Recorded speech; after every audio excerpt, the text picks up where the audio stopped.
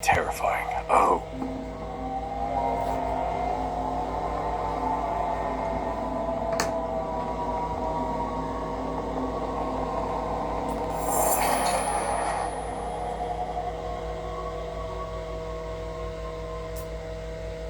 Not Eşk Edine Auto Dinine. Welcome back to another episode of Jean-Claude Shadow Productions. Now, before we get started with the story, you guys are enjoying the content, be sure to like, share, and subscribe. And without further ado, let's go ahead and hop into the story immediately. Oh! Now, I know in some of my past videos I have mentioned the Monster Slayer Wars, the twins Nayet Nizane and Tobashish Chine. And now, I'm here to tell you about a story about a monster that lived in the mountains and the forests south of the Navajo Nation. This beast and monster was called the Mini-Horn Monster.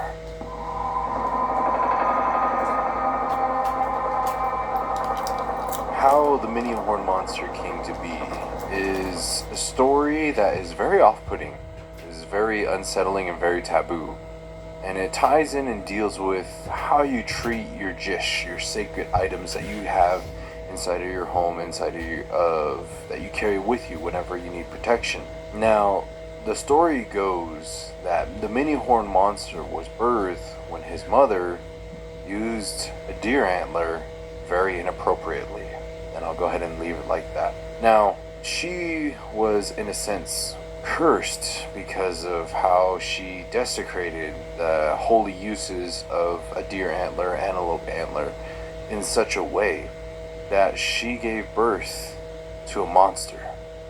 Now, the Mini-Horn Monster, its appearance that it has is one that is mainly of a deer, of an elk, of an antelope, a four-legged beast that's like that. Really thick, armored leather skin that it had, with really long dark black hair. And different stories will talk about how he was headless. Other stories will say that he did have a head, but it was more so of kind of like a deer head, but antlers would come out of its eyes. Antlers came out of its neck. Antlers came out of its shoulders. And it was very intimidating, very scary looking. And this beast ran away from its home because it was shunned away because it's a monstrosity. It was one of those things that it was birthed from a curse. It was birthed from unnatural acts. And this being went in and lived south of the Navajo Nation, lived in the mountain foresty areas. I guess that would be modern day, closer to the rim, south of Winslow, near the forests that kind of go into, more so going into Payson. Well, not too far south as Payson, but in between those areas in the mountainous regions. And the powers that this thing had, it was very strong. It was very intimidating, like how I said, with its antlers that it had. And the antlers played more than a role with just being able to hit, stab, or do anything else that you could do with antlers. The stories go that the antlers used to hum, they used to sing, as well as with these antlers it also had eyes with it too as well. So Mini-Horn Monster could be able to see all the way around whatever. It kind of had like a fly's kind of vision kind of thing. And so when it would sing its songs, it used to lure its prey to him willingly. And those songs it would sing, it would get livestock, local animals that were kind of in the area to be able to feast upon.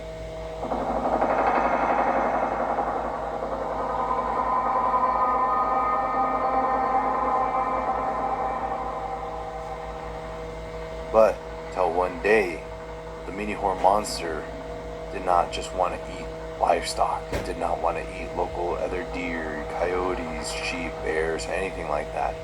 It wanted more. And one day, it changed its song to be able to hypnotize people to come to it willingly too as well. And so that right there, it started to consume and eat the local people that used to travel through those routes. People used to go missing. People nearby villages, people that used to kind of go around that were kind of further away outside the rim of the forest, but it would still lure people in at night to be able to be consumed by this beast and this monster. Now, during this time, like I said, this was during the Monster Slayer Wars, when Nayetnizon and Tobashishchene, the twin warriors, as well as many other warriors at the time, would go out and hunt these monsters that used to prey upon spirits, prey upon human beings, prey upon life itself. And with this right here, they were summoned and called to be able to try to take out this monster. Now, this, at the time, was not the very first monster that these two warriors have taken out. For those of you who do not know, the Nayetnizon and Tobashishchene were, I guess you can consider them demigods. Their mother is first woman in the Navajo culture, and then their father is the sun itself, the sun god himself too. So they went on a bunch of different travels and journeys to be able to meet their father, get trained up by the Diandana and the spirits themselves, and gather and acquire weapons and strategies and methods to be able to learn how to take down these monsters. So the twins got word and reports of a monster south of the Navajo Nation that were making people go missing. So they, along with other warriors, traveled south of the Navajo Nation into the forest to be able to try to find it. And one night, it didn't take them long to be able to locate and start hearing the songs, hearing the vibrations of the antlers to try to lure them in. So they covered their ears inside so they wouldn't be able to hear the songs, to be able to be hypnotized by the many-horned monster. And while they were doing that, they were humming their own songs too as well, to counteract the vibrations, because even though you can cover your ears from the songs, the vibrations can still go through your body. So they counteracted the vibrations of the songs with their own humming of the songs that they were given, the protection songs that they were given. So they sang those songs to be able to counteract that. But they walked in that path, and they acted like they were kind of hypnotized by this being until they found its location.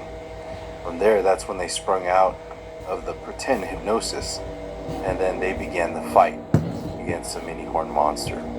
Now, this being was strong, this being was huge, and it was knocking trees over, it was yelling, it was screaming, and all these different things that would give people nightmares. And the stories go that they had chased this being, and they had a plan to be able to try to corner it and trap it inside of a canyon, to where it wasn't in a wooded area or even in an open area, to where it could run and outmaneuver the twins themselves. So they lured it into a canyon by chasing it with their lightning arrows that they were given from their father. And so it sounded like a thunderstorm that was going off inside of the forest when they were trying to kill this monster. And luckily they were able to chase the many-horned monster into a canyon, to where they were able to deal their final blows to this beast. And once they were able to kill it, get rid of it, they can't just leave the body there, because when it comes to these beasts, when it comes to evil like this, you can never just leave the body there, because evil will come and we will consume it, and then they'll get turned, or all these other different things. So they had to scatter the remains of the many-horned monster to be able to make sure that it doesn't happen. But when they were returning home, they noticed something. And what they noticed was that the many-horned monster itself had children. And these children were animals too, that had horns that were kind of small. They didn't know how to use their horns in the right way, but they were trying to learn how to make those vibrations and see as well, and all these other different things from their horns. And so the twins took pity on the children, and so what they did was to ensure that when they grow up, they don't turn into like the many-horned monster himself. They sang songs and turned the antlers in on their own heads, on their own minds, to where like if they tried to learn how to do that, then that those songs and those curses that they would try to do would just be turned back on them. And so that's where you get some of the Rams kind of children that are like that too. So to kind of be able to ensure that evil itself doesn't continue to rampage on. But they were successful in taking down the mini horn monster and ensuring that their children do not become like their father or whatever it was, and wreaking havoc on the people, wreaking havoc in the world. So that was something that they had to make sure that they had to cover their footsteps and future generations don't get affected as well. And to kind of go back to the original tellings of the story goes back to using strategy, using finding out your enemy's tactics and learning how to use it against them, but also learning how to adapt on a dime whenever you need to, whenever you're dealing with a being that you don't understand. But that also goes with people too these days. People have certain tactics, how they talk with you, or strategies. That's one thing I always loved about whenever you would hear stories about these monster slayers, and whenever they would go against these monsters, is how they would adapt their combat to be able to win against these beings that were very strong and powerful. And that's how, going through life, you see these things, these challenges that you face in your everyday life. They may not be physical monsters, so maybe sometimes they are, but metaphorically they could also be like certain challenges that you face in your life, and you have to learn how to overcome these certain situations, adapt and improve yourself to be able to make sure that you can come home to your family.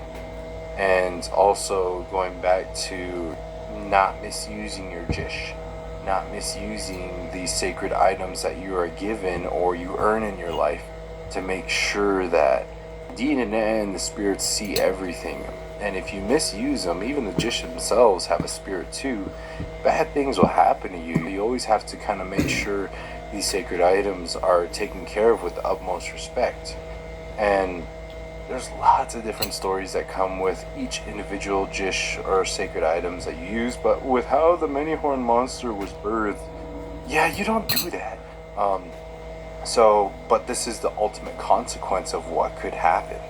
And there's other origin stories, other monsters that were out there that are very, very kind of gruesome, and the stories that happen and what they did are very, very barbaric and very, very scary too. But this one right here stood out to me because I live pretty close to where this thing actually was. So maybe one day I'll go venture out there and see if I can find the battlegrounds of where this actually happened. Maybe I'll take you all along too, where this actually happened too. But